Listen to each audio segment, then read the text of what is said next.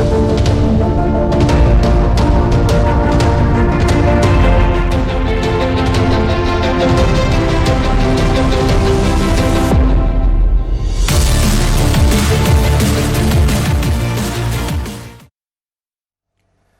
ጤና ይስጥልን ተመልካቾቻችን እንደምሰነበታችሁ።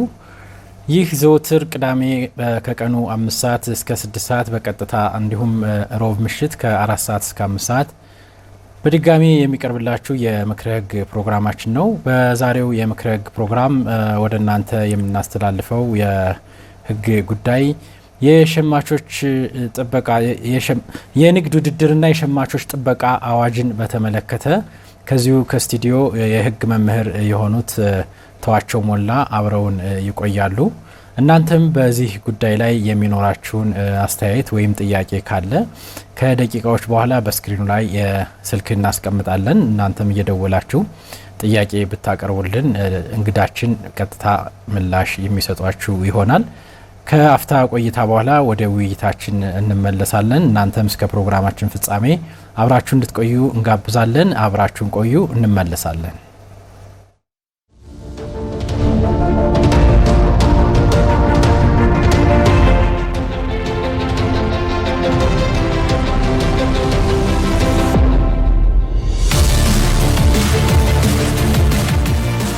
ምክረ ህግ ተኮር መረጃዎችን ከተመልካቾች ጥያቄ ጋር በአማራ ሚዲያ ኮርፖሬሽን ብቻም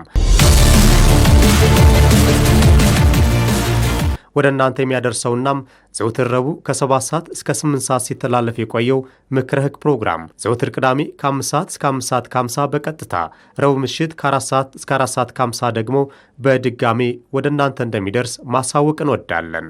ምክረ ህግ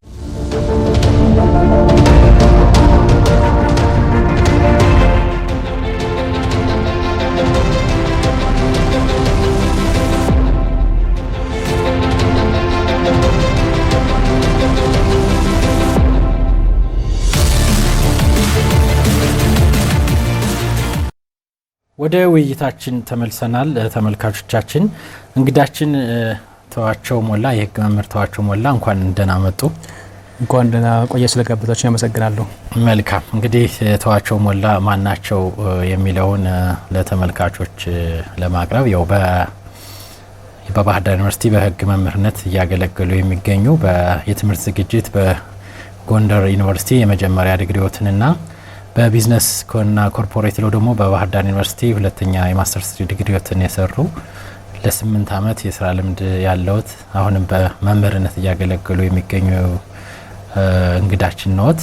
እንግዲህ ጥሪያችን አክብረው እዚሁ ለባነሳ ነው በንግድ ውድድር እና የሸማቾች አዋጅ ዙሪያ ለተመልካቾቻችን ሀሳብ ለማካፈል የህግ ጉዳዮችን ለማካፈል ስለመጡ ባዘጋጁ በፍሳ ማስታወቂያና በአማራ ሚዲያ ኮርፖሬሽን ስም ምስጋናችን ላቅ ያለ ነው። በድጋሚ እሺ እኔም አመሰግናለሁ።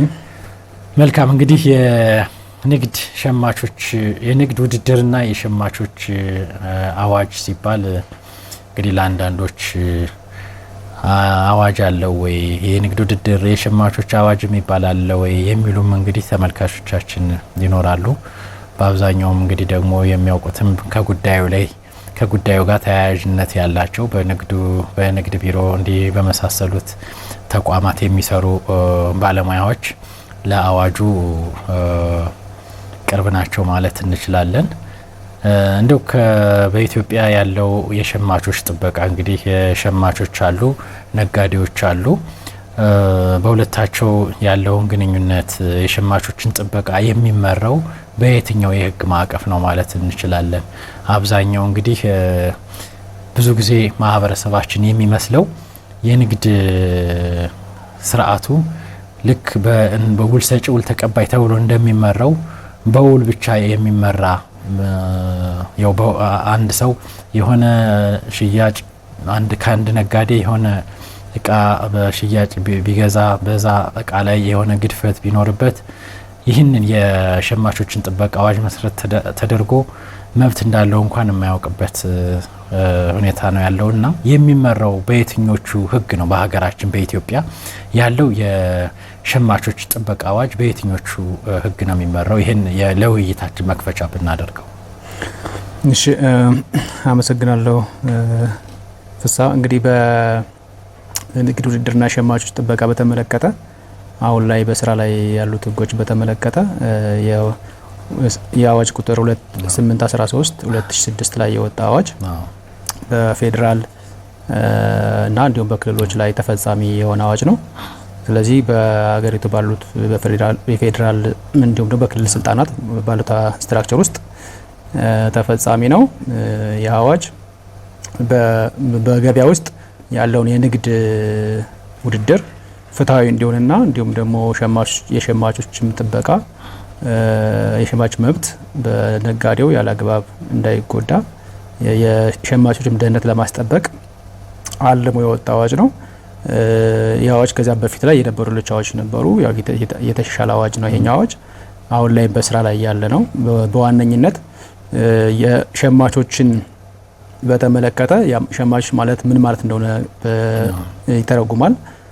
እንግዲህ ሸማች ማለት በአዋጁ መሰረት እቃን ወይም ደግሞ አገልግሎትን ለራሱ ፍጆታ ሲል የሚገዛ ማንኛውም ግለሰብ እንደ ሸማች ይቆጠራል።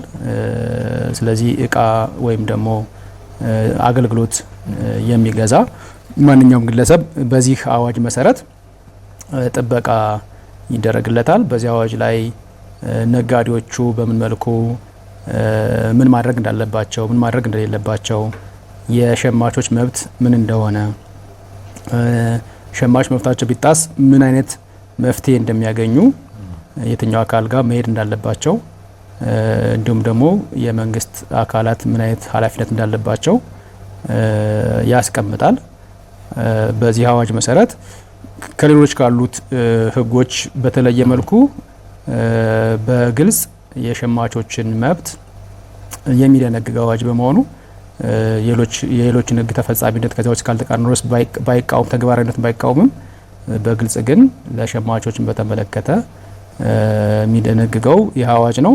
ከዚህ ይሄን አዋጅ ተከትሎ በተለያዩ የመንግስት መስሪያ ቤቶች በተመለከተ አገልግሎት ሰጪ መስሪያ ቤቶች በተመለከተ ለምሳሌ የባንክ አገልግሎት በተመለከተ የኢትዮጵያ ብሔራዊ ባንክ ያወጣ የራሱ መመሪያ አለው። እንዲሁም ደግሞ የቴሌኮሙኒኬሽን በስሩ ያሉትን ፍቃድ የሰጣቸውን ተቋማትን የአገልግሎት ሰጪው ጋር ያላቸውን ግንኙነት የሚገዙ ህጎች ማለት እንችላለን። አሁን እነዚያ መመሪያዎቹ ከአገልግሎት ተቀባዩ ጋር ያላቸውን ግንኙነት እንዲሁም ደግሞ አገልግሎት ተቀባዩ ወይም ደግሞ ሸማቹ ቅሬታ ቢኖረው በምን መልኩ መፍትሄ ያገኛል የሚለውን በዛው በተቋማዊ ስርዓት ውስጥ መብቱን መጠየቅ እንደሚችል እንዲሁም ደግሞ የደንበኛውን ለምሳሌ በባንክ ውስጥ የአገልግሎት ሰጪ የደንበኛው ሚስጥር መጠበቅ፣ የፋይናንስ ተቋሙ የፋይናንስ አገልግሎትን ተደራሽ ማድረግ፣ እንዲሁም ደግሞ ያለ አግባብ ወይም ደግሞ ደንበኛው በማያውቅበት መልኩ ገንዘቡ እንዳያጣ ማድረግ፣ እነዚህ የመሳሰሉ ግልጽ የሆኑ ገዚያዎች ላይ ያልተደነገጉ በእነዛ መመሪያዎቹ የተደገፉ መብቶች አሉ። በቴሌኮሙኒኬሽን በኩልም አሁንም በተመሳይ በኢትዮጵያ የቴሌኮሙኒኬሽን ባለስልጣን በኩል የወጡ መመሪያዎች አሉ። ቅሬታ ቢኖራቸው ይቀርባሉ። ከቴሌ አገልግሎት የሚጠይቁት ወይም ደግሞ የቴሌኮሙኒኬሽን አገልግሎት የሚጠይቁት ደንበኞች ምን መብት አላቸው። በዚህም በኩል እንግዲህ የስልክ አገልግሎት ሲጠቀም ሰው የማይቆራረጥ ኔትወርኩ በደንብ የሚሰራ አገልግሎት ሊፈልግ ይችላል። በዛ ምክንያት ደግሞ የደህንነት የመረጃ ሚስጥርነት መጠበቅ፣ እነዚህ የተመሳሰሉት ነች አሉ። ያንን በዛ መመሪያ ይተዳደራል ማለት ነው። መልካም እንግዲህ ከዚህ መመሪያዎችና ይሄን አዋጅ ቁጥር 813 ህዝባር 2013 እንግዲህ በእኛ ሲተረንት ሲል ወደ 2006 ማለት ነው። ከዚህ አንጻር ደንበኞች ወይም ሸማቾች የሚያቀርቡትን ቅሬታ በተመለከተ ወደ መደበኛ ፍርድ ቤት ጉዳያቸውን ይዘው ከመሄዳቸው በፊት በዚህ አዋጅ የተቀመጡ ማንዳቶሪ የሆነ ኤግዞስቲቭሊ አሟጣው መጠቀም የሚችሉበት ስርዓት አለ። እንደው የዚህ ወደ ኋላ የምናየው ይሆናል። እንደው የሆነ ቅሬታ ሲኖር ቀጥታ ወደ ፍርድ ቤት አይሄዱም ወይ የሚለው በዚህ አዋጅ የተቀመጠ እንትን ይኖር ይሆን? ያው በዚህ አዋጅ መሰረት እንግዲህ የፍትህ ተደራሽነትን ለማስፋት እንዲሁም ደግሞ የሸማቾችም ጥያቄ የገንዘብ መጠኑ ከሌላው ጋር ሲወዳደር ዝቅተኛ ሆኖ ስለሚታሰብ በመደበኛው ፍርድ ቤት ከሚወስደው ጊዜ ከሚፈልገው ወጪ የገንዘብ ወጪ አንጻር ቀላልና ምቹ የሆነ አማራጭ የፍርድ ቤቶቹን እንዲመሰረቱ ይህ አዋጅ ያመለክታል። በዚህ መሰረት በፌዴራል ላይ የተመሰረተ አስተዳደራዊ ፍርድ ቤት የሸማቾች ጥበቃ ፍርድ ቤት ወይም ደግሞ በንግድ ውድድርና ሸማች ጥበቃ ባለስልጣን ውስጥ እንደ ቤንች የተመሰረተ አስተዳደራዊ ፍርድ ቤት አለ። እዛ ላይ ይህም ያለው አዲስ አበባ ነው አሁን ባለው ሁኔታ እና በፌዴራል ከተሞች ላይ ያሉትን ተደራሽ አይደለም ማለት ነው። ተደራሽ አይደለም፣ አዲስ አበባ ብቻ ነው ያለው። ሌሎች ክልሎች ላይ ተደራሽ አይደለም። ስለዚህ በዚህ አዋጅ መሰረት ክልሎቹ የራሳቸውን አስተዳደራዊ ፍርድ ቤት ለሸማቾች ጉዳያቸው የሚያቀርቡበት መፍትሄ የሚጠይቁበት ወይም ፍትህ የሚጠይቁበት እንዲመሰረቱ ይደነግጋል። ግን ለምሳሌ እኛን ክልል ብንወስድ እስካሁን የተቋቋመ አስተዳደራዊ ፍርድ ቤት የለም። ይህን የሚመለከት ብቻ ሸማቾች በሚመለከት ብቻ የተመሰረተ አስተዳደራዊ ፍርድ ቤት የለም። እንግዲህ በፌዴራሉ አስተዳደራዊ ፍርድ ቤቱ በራሱ የይግባኝ ትሪቡናልም አለው። ከዛም በኋላ ነው በይግባኝ አሁንም ወደ ፌዴራል ጠቅላይ ፍርድ ቤት የህግ ስህተት ሲኖር እንዲመጣ የሚያደርገው። ስለዚህ አብዛኛውን ነገር የሚያልቀው በአዋጁ መሰረት በአስተዳደራዊ ፍርድ ቤት ጉዳያቸው እንዲታይ ነው። ይግባኝ ሰሚም እዛው ስላለው ማለት ነው። ይግባኝ ሰሚም አለው እዛው። ከዛም በኋላ ወደ መደበኛ ፍርድ ቤት ደግሞ ውሳኔው የሚታረም ሆኖ ሲገኝ ወይም ደግሞ በውሳኔው ቅር ከተሰኙ ወደ ፌዴራል ጠቅላይ ፍርድ ቤት እንዲመጡ እድል ይሰጣል። ከዛ በኋላ መደበኛው ስነ ስርዓቱ የሚቀጥል ይሆናል ነው። ግን በዋነኝነት ምንድነው የአዋጁ የሚያመለክተው የሚፈለገው የመደበኛው የፍርድ ቤት ስርዓት ከሸማቾች ላይ ተደራሽ አይደለም። የሸማቾች ጥያቄም ትንሽ በመሆኑ አንጻር ፍርድ ቤት ቢሄዱ መሄድም እንዳይፈልጉ ያደርጋቸዋል፣ አያበረታታቸውም። ከሚፈጀው ጊዜ ከሚፈልገው የገንዘብ ወጪ ከተለያዩ ሁኔታዎች አንጻር አስተዳደራዊ ፍርድ ቤት መመስረትን አዋጁ ያበረታታል። ስለዚህ አስተዳደራዊ ፍርድ ቤት ያው እንደ አማራጭ የተቀመጠ እንጂ ያው ቅድም እንዳልነው ውልን መሰረት ተደርጎ በሸማቹና በነጋዴዎች መካከል የሚነሱ አለመግባባቶች ወደ ፍርድ ቤት ሲያመሩ ይታያል። ያው አሁን ነጋዴዎች ያቀረቡት እቃ መጀመሪያ እናቀርባለን ካሉበት የእቃ ታይፕ ስሪት የተለየ አቅርበውልናል፣ ምንድነው የአገልግሎት ጊዜውም ይህን ያክል ያገለግላል ተብለን የሚሉ ቅሬታዎች ማነው በመደበኛው ፍርድ ቤት ውልን መሰረት አድርጎ ከማቅረብ አይከለክልም ማለት ነው። አዎ አዋጁ እንግዲህ እንደ ፍርድ ቤቶቹ ያው የአማራጭ እንትኑ እንዲመሰረት አስተዳደራዊ እንትኖች እንዲመሰረት ያስገድዳል ማለት ከሌለ ግን የአስተዳደራዊ ፍርድ ቤት ከሌለ መደበኛ ፍርድ ቤትን መጠቀምን አይከለክልም። ያው የመደበኛ ፍርድ ቤቱን ጉዳያቸውን ማቅረብ አይከለክልም። ይህን አዋጅ መሰረትም አድርገውም ሊያቀርቡ ይችላሉ። ወይም ደግሞ መደበኛውን የሌሎች ህጎችን የውል ህግና ሌሎች ህጎች መሰረት አድርገው በመደበኛ ፍርድ ሊቀርብ ይችላል። ያንን አይከለክልም። ያው ግን ከሁኔታው አንጻር አስተዳደራዊ ፍርድ ቤት ቢኖር የተሻለ ነው ለሸማቾች የሚለውን ነው። መልካም እንግዲህ ያው እያንዳንዱ አዋጅ ሲወጣ ከአዋጁ ከመውጣቱ በፊት የሚኖረው ሊያሳካ የሚችለው አላማ ታስቦበት ነው የሚወጣው እና አሁን የዚህ የንግድ ውድድርና የሸማቾች አዋጅ አላማዎች ምንድናቸው ተብለው ነው የተቀመጡት? እንደ አላማው ምንን ለማሳካት ነው አዋጁ ተግባራዊ የተደረገው በሀገራችን? እንግዲህ በዋነኝነት አላማው ያው የአላማውን የህጉን አላማ ያው የመግቢያው ላይ እናገኛለን። እዚህ ላይ ሁለት ነገሮች ነው አዋጁ የያዘው። አንደኛ ፍትሃዊ የሆነ የገበያ ውድድር እንዲኖር ማድረግ ነው። ስለዚህ ከና የፍትሃዊ ያልሆኑ የገበያ ውድድር የሚያናጉ ተግባሮችን መከልከል ነው። ከዛ በዋነኝነት ደግሞ የሸማቾችንም መብት መጠበቅ ነው። የሸማቾችን ደህንነት፣ ጤንነት መጠበቅ ነው።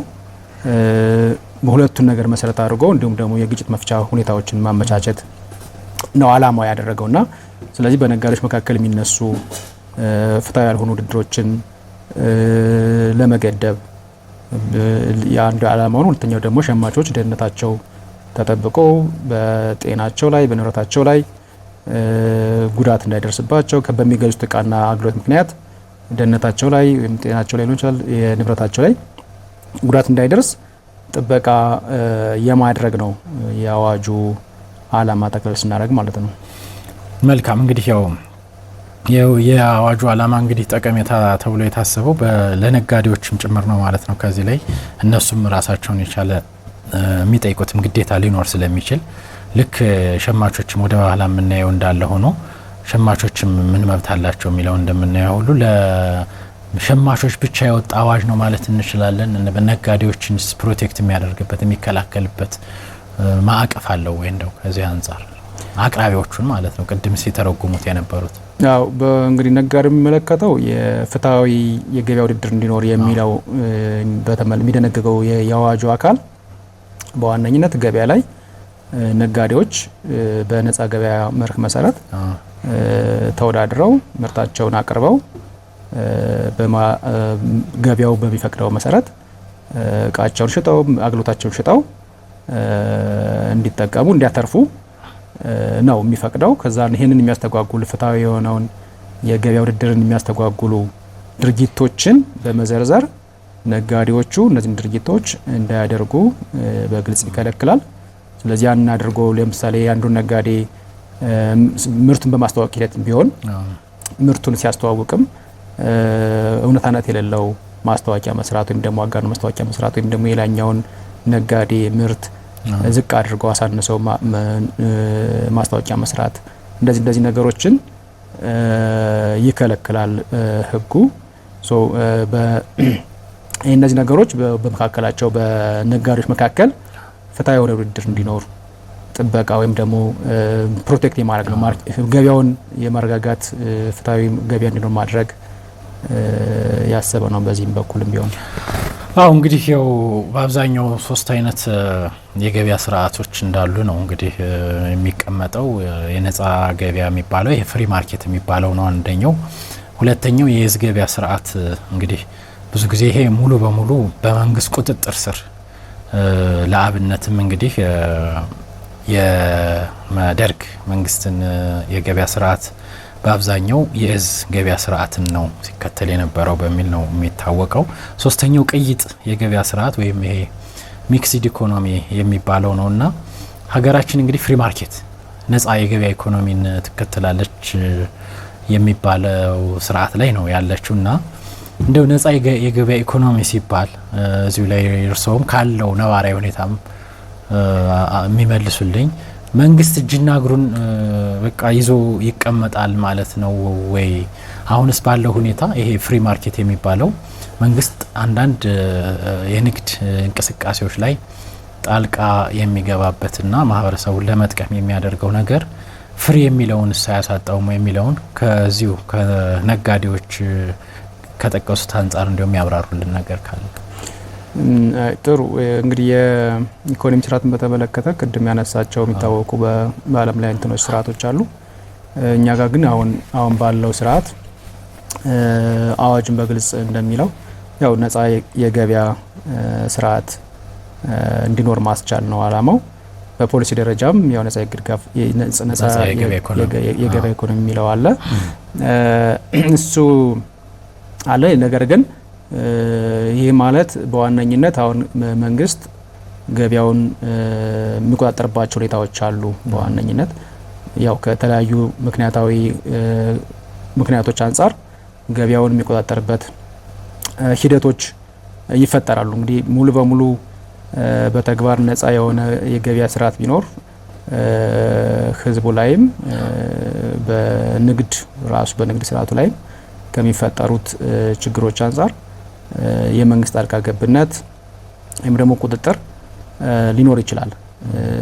እንዲሁም ይህም አዋጅ ቢሆን በተለያየ ምክንያት ገበያ ላይ የምርት እጥረቶች ሲኖሩ ገበያውን ለማረጋጋት ምርቶችን ራሱ የመንግስት እንዲያቀርብ እድል የሚሰጥም ስለሆነ ሙሉ በሙሉ እንደ ነጻ የሚሆን አይነት የገበያ ስርዓት በየሀገሮችም ቢሆን የቁጥጥሩ መጠን ይለያያል። የመንግስት ጣልቃ ገብነት ምክንያቱም ያ ከገበያ ስርዓቱ ማደጋ ከሸማቹ መብቱን ከማስከበር ከአዌርነስ ወይም ደግሞ ስለ መብቱ ያለው እውቀት ጋር ምናምን በተገናኘ የመንግስት ጣልቃ ገብነት የሚያስፈልግበት የማያስፈልግበት ሁኔታዎች ሊኖሩ ይችላሉ። ስለዚህ ሸማቹ በራሱ መብት የሚያስጠብቅ ከሆነ ነጋዴውም በራሱ ተወዳድሮ መብት የሚያስጠብቅ ከሆነ የማርኬቱ እድገት በዛ ደረጃ ላይ ሲደርስ የመንግስት ጣልቃ ገብነት ላይኖር ይችላል ወይም ደግሞ ላያስፈልግ ይችላል። ግን በእኛ ሀገር ሁኔታ የገበያው ስርዓት ባላደገበት፣ የንግድ ሁኔታው ፍትሃዊነቱ ባልተረጋገጠበት፣ የመንግስት የመብታቸው የሚያስከብሩት መንገድም በደንብ ባልዳበረበት ሁኔታ ዜጎችን ለመጠበቅም የመንግስት ጣልቃ ገብነት ሊያስፈልግ ይችላል እንደየ ሁኔታዎቹ ማለት ነው። መልካም እንግዲህ ያው ብዙ ጊዜ የነጋዴው ማህበረሰብ ነጻ ገበያ ነው የሚለውን ካንደበቱ አይጠፋምና ያው እንዴት ይሄን ያክል በዚህ ዋጋ ትሸጣለህ እነከሌ የዛኛው እንዲህ እየተሸጠ ሲባል ይሄ ነጻ ገበያ ነው ከፈለክ ግዛ ካልፈለክ ደግሞ አትግዛ የሚለው ከዛ አንፃር ሁሌ ለተመልካቾች ይህ ቃል አዲስ ስላልሆነ ነው እንዲብራራ የፈለግ ነው። እንደው ከዚህ አንፃር በአዋጁ እንግዲህ ለሸማቾች ጥበቃ ነው የሚለው ራሱ አርዕስቱ በዚህ አዋጅ ዙሪያ የሸማቾች መሰረታዊ መብቶች የሚባሉት ምን ናቸው? አሁን በዚህ በአዋጁ የተሰጣቸው መብት ምንድን ናቸው ለሸማቾች? እንግዲህ በዋነኝነት ለሸማቾች የተሰጣቸው መብት ያው በግልጽ አዋጁ ያስቀምጣል።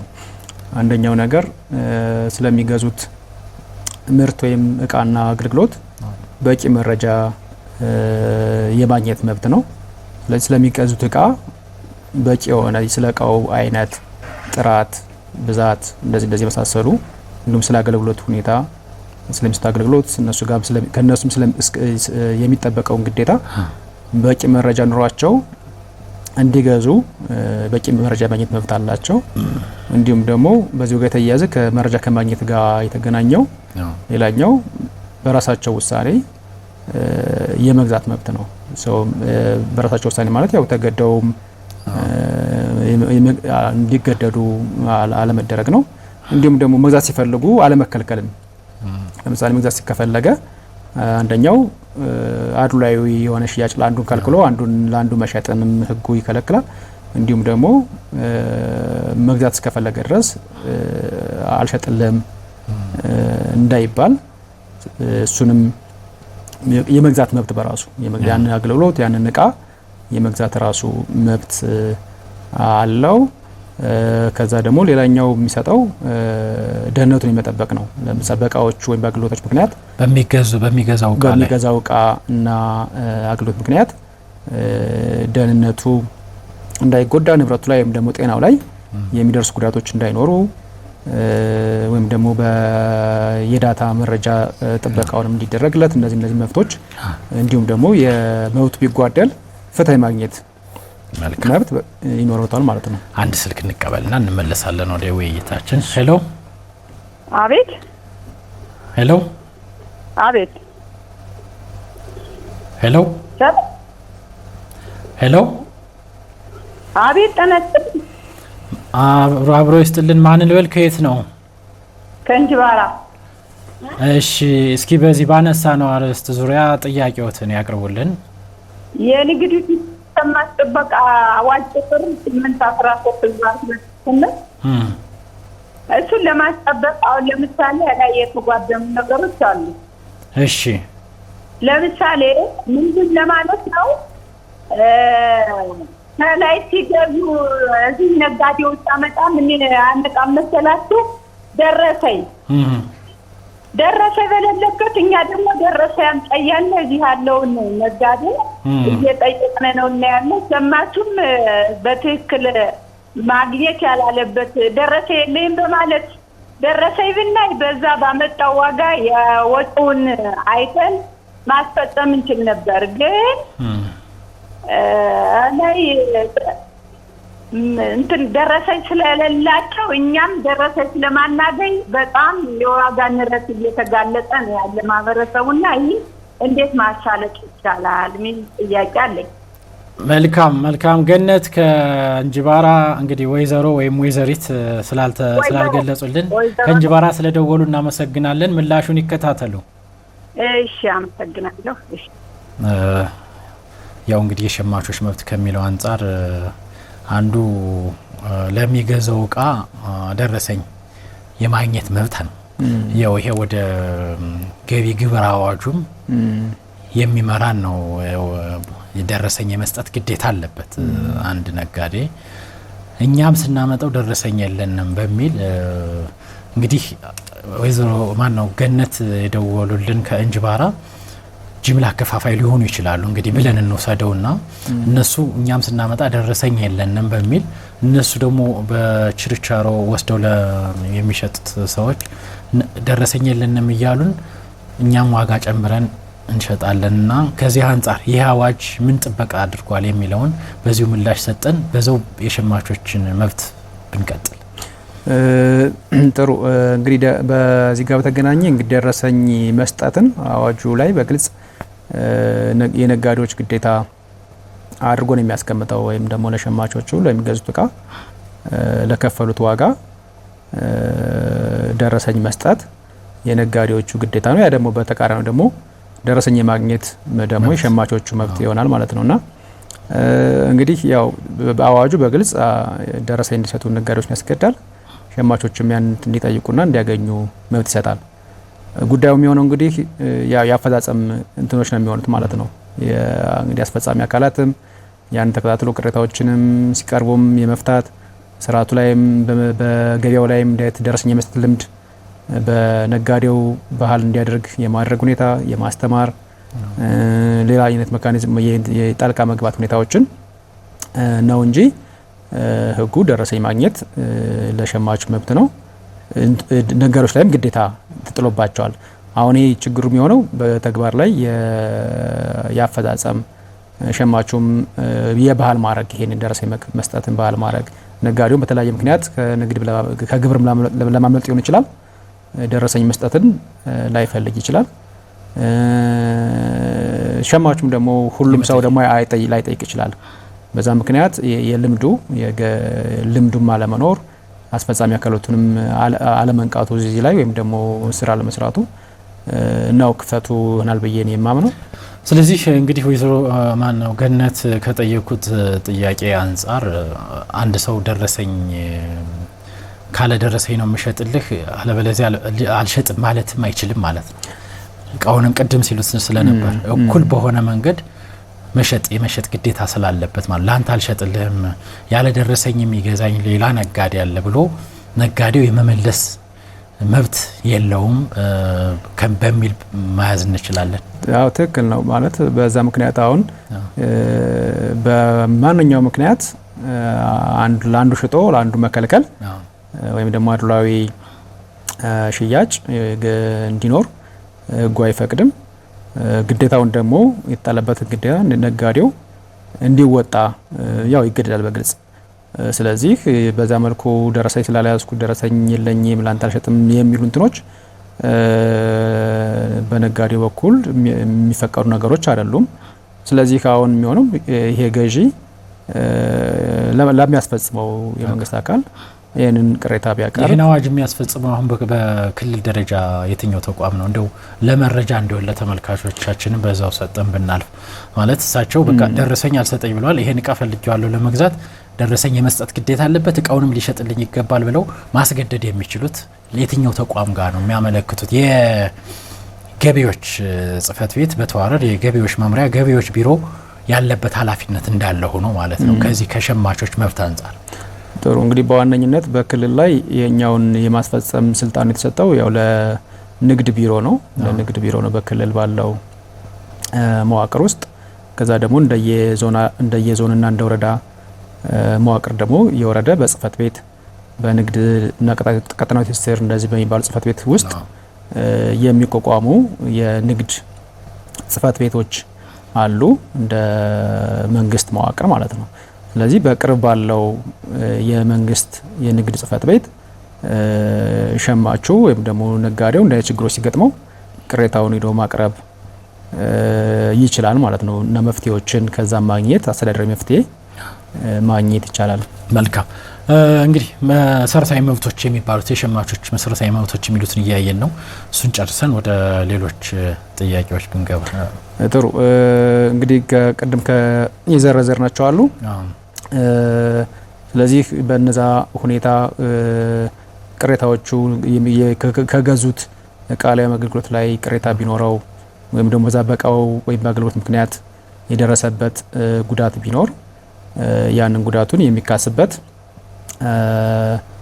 ፍትህ የሚያገኝበት ሁኔታ ስርዓት ምቹ የፍትህ ስርዓት እንዲኖር የአገልግሎት የማግኘት መብት አለው። ያው መደበኛ ፍርድ ቤት ሊሆን ይችላል፣ በአስተዳደራዊ ፍርድ ቤቶችን ጨምሮ ማለት ነው። ከዛ ውጪ ካልተገባ የዋጋ ይሄ አንፌር ኮምፒቲሽን ከሚባለው ደግሞ የኢፍታዊ ከሆኑ የገበያ ተግባራት ለምሳሌ ከቃን ማከማቸት ወይም ደግሞ ዋጋን መተመን እንዲሁ እነዚህ ነገሮች ላይ ከነሱ የመጠበቅ መብቱም የተሳተ መረጃ ከነዚህ መብቶች ጉዳቶች እንዲጠበቅ የሸማቹ የተሰጡ መብቶች ናቸው። ወይም ደግሞ በነጋዴው ላይ የተደረጉት ክልከላዎች ማስታወቂያዎችን እውነትነት የሌላቸው ማስታወቂያዎችን ማሰራጨት ስለ ምርታቸው በተመለከተ እንደዚሁ የቃን ማከማቸት ወይም ደግሞ የዋጋ ስምምነት ማድረግ እንደዚህ ነገሮችን የሚከለከሉ በአዛኛው በኩል ደግሞ እንደ መብት ሆነው የሚቀርቡ ይኖራሉ ማለት ነው። እቃ ማከማቸት ሲባል ማለት አሁን በአንድ ነጋዴ በሚያወጣው ንግድ ፍቃድ እንደየ ካፒታሉ መጠኑ እንደየ አቅሙ ብዙ እቃዎችን እንዲገዛ ይችላል። አንዳንዴ እንግዲህ ይሄ እቃ ማከማቸት የሚባለው ከአገልግሎት ጊዜ ገደብ ጋር የሚያያዝ ነው ወይስ መከማቸት የሌለባቸው እቃዎች ተብሎ በሕግ የተከለከሉ ነገር ይኖር ይሆን? እንግዲህ ቃል መከማቸት ምንድነው? ያው ወደፊት ዋጋ ይጨምርልኛል በሚል እጥረት ለመፍጠር በገበያ ላይ የምርት እጥረት ለመፍጠር የምርት እጥረት ሲፈጠር ደግሞ ዋጋ ይጨምርልኛል በሚል እቃዎችን ደብቆ ማስቀመጥ ነው በሕጉ የሚከለከለው። ስለዚህ ወደፊት ላይ የተሻለ ዋጋ አገኛለሁ ገበያ ቀን ጠብቄ እሸጣለሁ በሚል ነጋዴው ከተመሰረተበት የካፒታል መጠን በሆነ ፐርሰንት በላይ የሆነ አማውንት ገንዘብ የሚያወጣ እቃን ካጠራቀመ ያንን እንደ እቃ ማከማቸት እና በአዋጁ የተከለከለ ድርጊት ሊሆን ይችላል። እንዲሁም ደግሞ ማንኛውም ነጋዴ ያልሆነ ሰውም ይሄን የእቃ ማከማቸት ሊፈጥር ይችላል።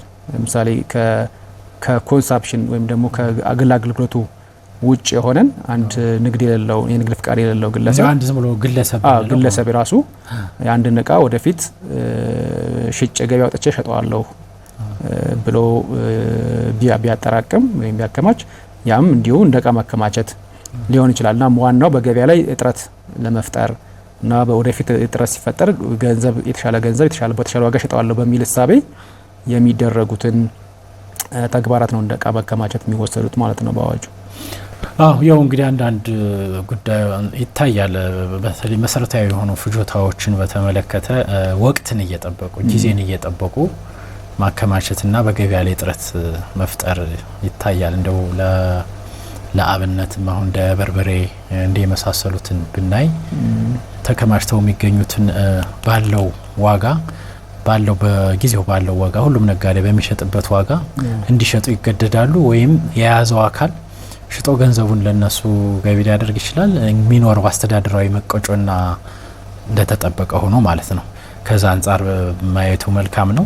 ሌላው እንግዲህ የሸማቾችን መሰረታዊ መብት እንዳየነው ሁሉ በዚህ አዋጅስ ነጋዴዎች የተሰጣቸው መብት የለም ወይ? በነጋዴዎች ላይስ የሚደርስ ጫና ካለ ነጋዴዎችን ሊጠብቅ የሚችልስ ድንጋጌ የለውም ወይ? ይሄ 813 እንግዲህ ነጋዴዎችን እንግዲህ በዋነኝነት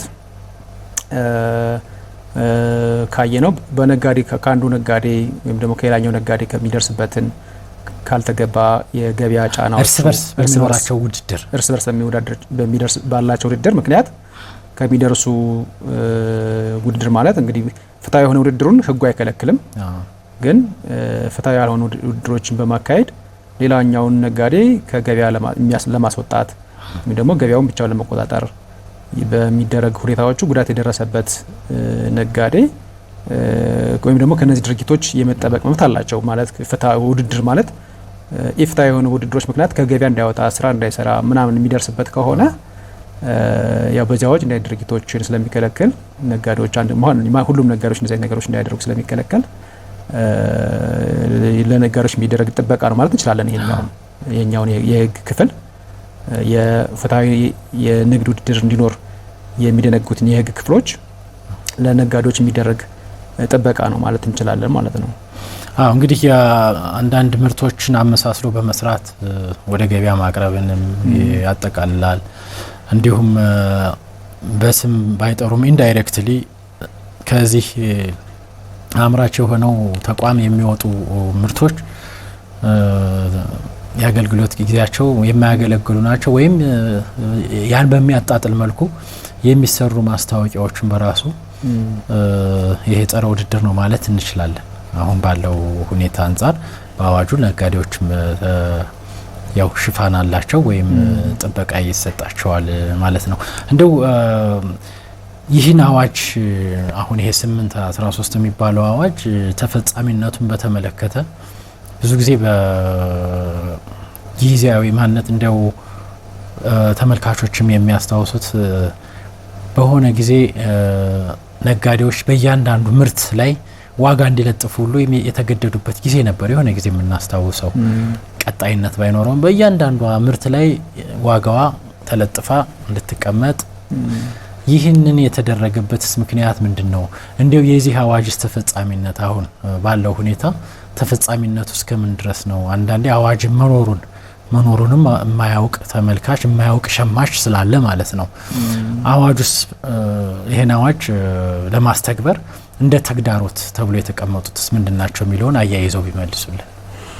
እሺ መልካም። እንግዲህ በዋነኝነት አሁን የምርቱን አይነት ምርቱ ላይ እንዲለጠፍ ማስገደድ ወይም ደግሞ ሌብሊንግ የሚባለው ስለ ምርቱ ጥራት የምርቱ ኮምፖዚሽን ወይም ደግሞ የምርቱ ግብአቶች ምን እንደሆኑ የአገልግሎት ዘመኑ መቼ እንደሚያበቃ እነዚህ ነገሮች በእያንዳንዱ ምርት ላይ እንዲለጠፍ ይህ አዋጅ ያስገድዳል። በንግዱ ማህበረሰብ ላይም ያው አልፎ በመንግስት አስፈጻሚ አካላት እነዚህ ቁጥጥሮች የሚካሄዱበት ሁኔታዎች ይታያል። ሌላ ጊዜ ደግሞ ይሄ ቁጥጥሩ ሲያንስ ያው የመረሳት እንደዚህ ነገሮች ይኖራሉ። ያው ይሄ በዋነኝነት ያው የአስፈጻሚ አካሉ ጥብቅ የሆነ ቁጥጥር አዋጁ ለማስፈጸም ያለው ተነሳሽነት የሰው ኃይል ሊሆን ይችላል። ለተለሎች ነገሮች መኖርን ይፈልጋል። አዋጁ ብቻውን ስለወጣ ብቻ ስለማይፈጸም ማለት ነው። የአስፈጻሚ አካሉ ሚና ትልቅ ነው የሚሆነው። ከዛ ጋር ተያይዞ እንግዲህ አፈጻጸሙ በሚለው ልክ ያው እሱ የራሱን የሆነ እንትን ይፈልጋል። በርግጥ ጥናት ይፈልጋል። ያው በተለያዩ ምክንያቶች ሸማቹም መብቱንም ካለመጠየቅ አንጻር እንዲሁም ደግሞ ለወቅታዊ ከሚደርሱብን ከማህበረሰባዊ ካሉት ክራይሶች አንጻር ሸማቹም ይሄንን ገበያውን ላይ የሚደርስበትን በደል እንደ ትልቅ እንትንም ላይ ቆጥሮ ይችላል። ሌሎቹ ካሉት ሁኔታዎቹ ተግባራዊ ነባራዊ ሁኔታዎች አንጻር ዝም ብሎ የማለፍ መኖሩ የአስፈጻሚ አካላቶችም በተመሳሳይ እንደዚህ ነገሮች ሊኖሩ ይችላሉ። ግን እንግዲህ እንደ አጠቃላይ የአዋጁ ተግባራዊ ካልሆነበት ወይም ደግሞ ከማይሆንበት ካላደረጉት ተብለው ከሚጠቀሱት ውስጥ እሺ አንድ ስልክ እንቀበልና እንመለሳለን። ሄሎ እስኪ በዚህ ባነሳ ነው አርዕስት ዙሪያ ጥያቄዎትን ያቀርቡልን። ለማንኛውም የምፈልገው አሁን የሚሸጡ እቃዎች ላይ ዋጋ ዝርዝር ይለጥፋሉ። እሺ እነዛ የዋጋ ዝርዝሮች ተግባራዊ አይደሉም። እቃውን ስንጠይቅና የተለጠፈውን የዋጋ ዝርዝር ስናይ ሰማይና መሬት ናቸው። ለምንድን ነው እዚህ ጋር ይሄ የምገዛው እቃ እዚህ ጋር የሚናገረው ዋጋ ይሄን ያክል ነው የሚናገር? አይ በሰዓቱ ስላልተነሳ ነው እንጂ ይሄ ቆይቶ ተለጠፈ የሚሉ ነጋዴዎች በጣም በብዙ ናቸው። በጣም በብዛት ማለት ነው። እና ይሄንን ምላሽ የሚሰጠው በየቀኑ ክትትል የሚደረገው የት ነው? ማን ነው? እኛ በጣም ተቸግረናል። ለምሳሌ ሽንኩርትን ብታይ ወይ ሊሆን ይችላል። አሁን በተቋቋመው ለምሳሌ በስማች እንደዚህ በሸገር ከተማ ነው አንድ አዳራሾች ተሰርተው ማዕከል የተሰሩ እነሱ ጋር ስንሄድ የሚለጠፉ ዋጋዎች ሌላ ናቸው፣ የሚሸጡልን ሌላ ናቸው። መልካም ስላለኝ ነው። መልካም። እሺ ከአዲስ አበባ ወይዘሮ ፀሐይ ስለደወሉ እናመሰግናለን። ምላሹን ይከታተሉ። አመሰግናለሁ። ያው አሁን ነው ስንወያይበት የነበረው ጥያቄ ላይ ነው የተለጠፈበትና ግብይት የምንፈጽምበት የተለያየ ነው። ይሄ ስላልተነሳ ነው እንጂ ዋጋው አሁን እንደዚህ አይደለም፣ የቆየ ዋጋ ነው እንባላለን። ይህንን ጣልቃ ገብቶ ነጋዴዎች በለጠፉት እንግዲህ ሌብሊንግ ነው ያሉት፣ በለጠፉት ላይ በለጠፉት መሰረት ሽያጭ እንዲፈጽሙ የሚያስገድደው አካል የትኛው ነው የሚል ጥያቄ። መልካም እንግዲህ ያው ማለት እሱን ቅድም እንዳልነው በፌዴራል ላይ የንግድ ሚኒስቴር ነው በዋነኝነት ይህንን ኃላፊነት ያለው በፌዴራል። ስልክ አለ መሰለኝ፣ አንድ ስልክ ንጋ። ሄሎ ሄሎ፣ ማንን በል? ከየት ነው? ከሐረርጌ ነው። እስኪ ጥያቄዎትን ቴሌቪዥን ካለ ድምጹን ይቀንሱልን፣ እየተሰማማን አይደለም። እሺ አሁን ሳይሰማ? አሁን ይሰማል። እሺ ይቀጥሉ፣ ጥያቄዎትን ይቀጥሉ።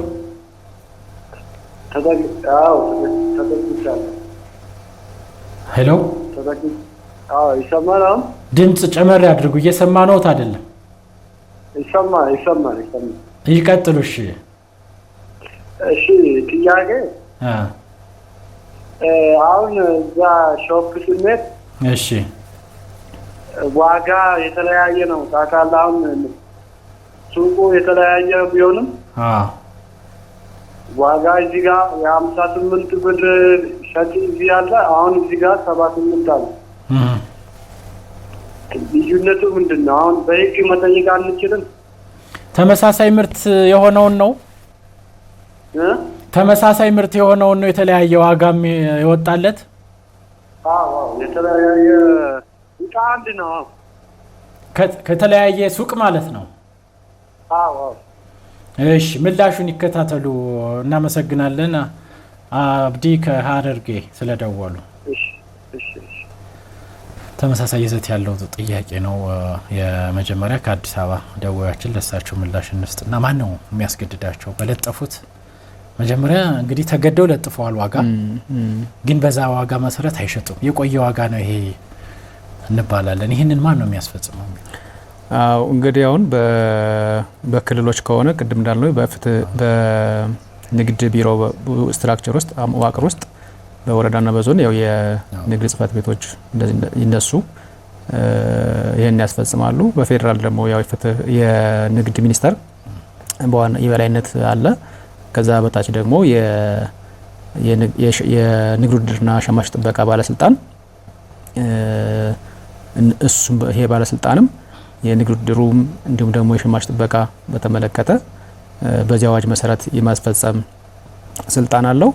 ስለዚህ ይሄ ባለስልጣን ላይ በዛ መዋቅር ውስጥ ነጋዴው ግዴታውን ካልተወጣ፣ በአዋጅ መሰረት ያለውን ግዴታዎች ካልተወጡ ቅሬታ ያለው አካል በጥቆማዎች ሊሆን ይችላል። አስተዳደራዊ መፍትሄ ለማግኘት መጀመሪያ ያን ጥቆማ ለዚህ ባለስልጣን ማቅረብ ይችላሉ። እንዲሁም ደግሞ የከተማ አስተዳደሩ ባሉ የንግድ የመንግስት ጽሕፈት ቤቶች መዋቅሮች ቅሬታቸውን ወይም ደግሞ ጥቆማቸውን ማቅረብ ይችላሉ። እነዚህ የንግድ ጋር በተገናኘ ያሉ መስሪያ ቤቶች በዋነኝነት በገበያ ላይ ያሉትን የንግድ እንቅስቃሴዎች ቁጥጥር ስለሚያደርጉ እዛ ላይ የሚስተዋሉ ችግሮችን የመፍታት ኃላፊነት ስላለባቸው በዛ መልኩ አስተዳደራዊ በሆነው መፍትሄ መሄድ ይቻላል መጀመሪያውን ማለት ነው። ግን የንግድ ውድድርና ሸማች የጥበቃ አዋጁን መሰረት ተደርጎ ወደ ተቋቋመው አስተዳደራዊ ፍርድ ቤት ይኬድ ቢባል ያው መብትም ስለሆነ ሸማቹ መብት ስላለው ወዲያውኑ አሁን ለመግዛት በሄደበት ቀን መፍትሄ ነው የሚፈልገው ማህበረሰቡ። ይሄ ነጋዴ በለጠፈው አልሸጥልኝ ብሏል ተብሎ ለአስተዳደራዊ ፍርድ ቤት አመልክቶ ያ ነጋዴ መጥሪያ ደርሶት መጥቶ መልስ ሰጥቶ ለአስተዳደራዊ ፍርድ ቤት ምን ያለው ሂደት ያው እንግዲህ አሰልችም ስለሚሆን ብዙ ሰው የዚህን የንግድ ውድድር የሸማቹ መብቱን እንኳን የማይጠቀምበት አንዱ ይሄ ነው ብዬ አስባለሁ። ወዲያውኑ መፍትሄ የሚሰጥ አካል ወዲያውኑ በዛው በቀኑ በእለቱ በዛው ሰዓት መፍትሄ የሚሰጠው አካል መጥቶ ጣልቃ ገብቶ በለጠፍከው መሰረት ልትሸጥ ትገደዳለህ ብሎ መፍትሄ ቢሰጥ መልካም ነው የሚል ነው የኔ እይታ። የተመልካቹ ይሄ ስለሆነ ዛሬ እቃውን ዛሬ ፈልጎት የዛሬ ወር በክርክር ቢያገኘው ጥቅሙም አንፃር ስለሆነ ማለት ነው። ሌላው እንግዲህ ከፍሪ ማርኬት አንፃር የሀረርጌ ደዋያችን ተመሳሳይ እቃ በተለያዩ የንግድ ተቋማት የተለያዩ ዋጋ ይወጣላቸዋል። ለማን ነው የምናመለክተው የሚለውን ከዚህ አንፃር እንግዲህ ሌብሊንጉም ሊለያይ ይችላል። አንዳንዴ ነጋዴዎቹ እንግዲህ ነፃ ገበያ እስከተባለ ድረስ አንድ ነጋዴ 500 ብር የሚሸጠውን ሸሚዝ ሌላኛው ነጋዴ ደግሞ 1500 ብር ብሎ ሊለጥፍ ይችላል። እንግዲህ ያ ነጋዴ የተከራየው የሱቅ አካባቢ እና ይሄኛው ያለው ሊለያይ ይችላል ከዛ አንፃርና ይሄንንስ ማስገደድ ይቻላል ወይ የሚለውን ቅድም ብለናል። እንደው ለሳቸው ምላሽ ብንሰጥ። አዎ ጥሩ። እዚህ በተመለከተ እንደው ያው አስፈጻሚ አካላት ቅድም እንዳልነው በክልሎች መዋቅር ውስጥ በተመሳይ የንግድ ቢሮ እና በዛ ስር ያሉት መዋቅሮች ናቸው በየክልሎች ይህንን በዋነኝነት እንዲያስፈጽሙ ስልጣን ያላቸው በአዋጁ መሰረት። ስለዚህ የትኛውም ክልል ላይ ባሉ የንግድ ቢሮዎች እና በእነሱ ስር ባለው መዋቅር ውስጥ ያሉ የንግድ ጽሕፈት ቤቶችና መስሪያ ቤቶች ይህንን ፈጣን ምላሽ የመስጠት ነገሮችን የማስተካከል ሁኔታዎች አሉ። እንግዲህ አንደኛ ዋጋ በተመሳሳይ ምርቱ ነው ዋጋ የተለያየ ከሆነ አንደኛ ሸማቹም መብቱን ማስከበር ይችላል። ወይም ደግሞ ያ ዋጋ ጋኖ ያቀረበውን ነጋዴ ባለመግዛት ራሱን እንዲያስተካክል ማድረግ ይቻላል። ለምሳሌ የነፃ ገበያ አላማው እሱ ነው። ለምሳሌ አንድ ተመሳሳይ ምርት የተለያየ ዋጋ የተጋነነ ዋጋ አንደኛው ጋር ሌላ ቦታ ላይ ሙዚቃ ያለ ዋጋ እንደዚህ የሚኖር ከሆነ ሸማቹ በራሱ መርጦ ዝቅተኛ ፕራይስ ያለውን ቦታ ወይም ነጋዴ ጋር በመግዛት ሌላኛው ዋጋ ጋር ያቀረበው ነጋዴ ራሱ እንዲያስተካክል ማድረግ ይቻላል። በነፃ ገበያ መሰረት ማለት ነው። ከዛ ውጭ ደግሞ በአዋጅም ቢሆን ዋጋን አጋኖ ያልተገባ ዋጋ ማቅረብም እንዲሁ ይከለከላል በአዋጁም። በዛ ምክንያትም የተለያየ ነገሮች ከመጡ በዛ ባለው ያስፈጻሚ አካል መዋቅር ውስጥ ጥያቄውን ማቅረብ ይቻላል። ግን ወደዛም ሳይል ሸማቹ በራሱ እንዳይት ነገር ከገጠመው ገበያውን ራሱ ማስተካከል ይችላል። ሸማቹ በራሱ በአብዛኛው ነጋዴውን አሁን በነፃ ገበያ ነው ተብሎ ይሄን ምርት ከከሌ ሱቅ ጋር በተመሳሳይ ዋጋ መሸጥ አለብህ ብሎ ማስገደድም አይቻልም። ከዚህ አንፃር አሁን የነፃ ገበያ ስርዓት የሚቃረን ስለሚሆን ማለት ነው። እንግዲህ እንደተባለው ሌሎች ምክንያቶችም በሱ ምክንያት እንግዲህ የሸማቹ መብቱን የሚጠይቅባት ሁኔታ ሊፈጠር ይችላል። እንግዲህ የዛሬው የውይይታችን ያው ሰዓት እዚህ ላይ ገድቦናል። በርካታ ነው እንግዲህ የዚህ 813 አዋጁ ለተመልካቹም ይህ አዋጅ አለ ወይ እንዲልም ነው የዛሬው ፕሮግራማችን። የሚያስፈጽመውም አካልም ደግሞ መልእክት ነው። ያው ማለት አሁን ያለው የገበያ ሁኔታ ጧት የጠየቀው ከሰዓት ኑሮ ነው የምታገኘው። ሁኔታው እንግዲህ ምክንያቶቹ ብዙ ሊሆኑ ይችላሉ። ከቁጥጥር ውጭ የሚሆኑ ምክንያቶች ብዙ ሊሆኑ ይችላሉ። ነገር ግን ነጋዴውም ሸማሹም መብት እንዳለው አዋጅ እንዳለው ያው በተወሰነም ቢሆን በዛሬው ፕሮግራማችን አሳውቀናል። እንግዲህ የሕግ መምህር ተዋቸው ሞላ እዚህ ስቱዲዮ ቀርበው ለደዋዮቻችን ምላሽ ስለሰጡ እንዲሁም በአዋጁ ዙሪያ በዚህ በሸማቾች ጥበቃ አዋጅ ዙሪያ ማብራሪያ ስለሰጡልን ምስጋናችን ላቅ ያለ ነው። እናመሰግናለን። እሺ እኔም አመሰግናለሁ። ተመልካቾቻችን የዛሬው የምክረ ሕግ ፕሮግራም በዚሁ ይጠናቀቃል። ይህ ፕሮግራም ወደ እናንተ እንዲደርስ ከሁሉም የአማራ ሚዲያ ኮርፖሬሽን የቴክኒክ እና የስርጭት ሰራተኞች ጋር እኔ የጠበቃና የህግ አማካሪ ፍስሐ ሲሳይ ነው አብሬያችሁ ቆየው። ሳምንት በሌላ የህግ ጉዳይ እስክንገናኝ ሳምንቱ የሰላም የፍቅር እንዲሆን ተመኘንላችሁ። ሰላም።